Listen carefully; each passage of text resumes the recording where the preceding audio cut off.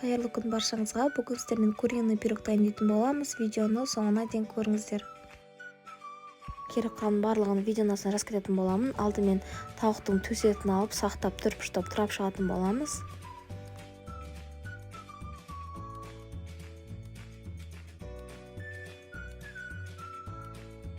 Картошкаларымызды өте сақ қылып түрпіштеп турайтын боламыз. Өте сақ қылыңыздар, әйтпесе картошкаларымыз піспей қалады, кішкене бір қаттылау болып қалады.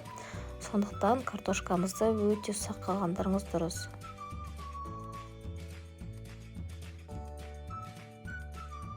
Пиязымызды өте сақ қылып турайтын боламыз, түрпішті қылып. Мен мында 2 пияз қолдандым. Пияз көп қоссаңыздар, біздің салмамыз дәмді болады. Дәміне қарай қара бұрышын, тұзын барлығын салатын боламыз. Мен мында тауыққа арналған приправа салдым, кішкене, чтобы дәмі шықсын деп. Егер де сіздерде ондай приправа болмаса, қоспасаңыздар да болады. YouTube каналымда мясной пирогтың рецебі бар. Осы куриный пирог, мясной пирогтың барлығы бір қамырмен дайындайтын боламыз. Сіздерге видеоның астына мясной пирогтың видеосын беріліп кететін боламыз. Оған қарап, қамырын жасасаңыздар болады.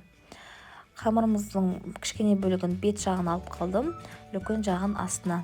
Осылайынан кішкене ұн сеуіп, оқтамен өте қалың емес, өте жұқа емес, осылай жағып жаятын форма болмаса, сіздер духовканың листына жасасаңыздар да болады, немесе кез келген домалақ форма болсын, сондайға да жасауға болады.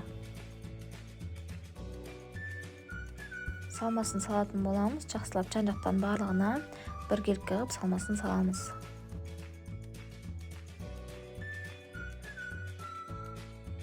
Екінші қамырымызды жақсылап жайып алатын боламыз. Менде осындай сәукелеге қолданатын ролик бар. Сонымен бетін әсемдегім келіп тұр куриный пирогтың. Егер де сіздерде бұндай болмаса ролик, ондаша сіздер басқандаймен де әсемдесеңіздер болады. Немесе бетін жай ғана осылай қамырды жауып, орта жағын кішкене домалақ қылып кесіп қойсаңыздар да болады. Пирогтың бетіне гүл жасайын деп тұрмын, әсемдеп. Негізі сіздерге бір айтар кеңесім, осындай формаларды алып қойған өте жақсы. Ролик бізде сәукеле нанға, осындай пирогтарға қолданғанға өте жақсы. Осындай гүлдеріміз де өте әдемі көрінеді. Кез келген кондитерлік магазиндерде сатылады. Жұмыртқаның сарысын бетіне жағып, қызып тұрған духовкада 180 градуста 30-35 минут пісіретін боламыз.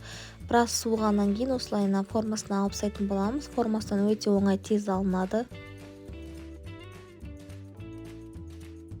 Пирогымыз өте күшті болып шықты, жасап көріңіздер. Мен YouTube каналыма тіркелуді ұмытпаңыздар, алдағы уақытта көптеген видео рецептері болады. Сіздермен болған Балжан, астарыңыз дәмді болсын.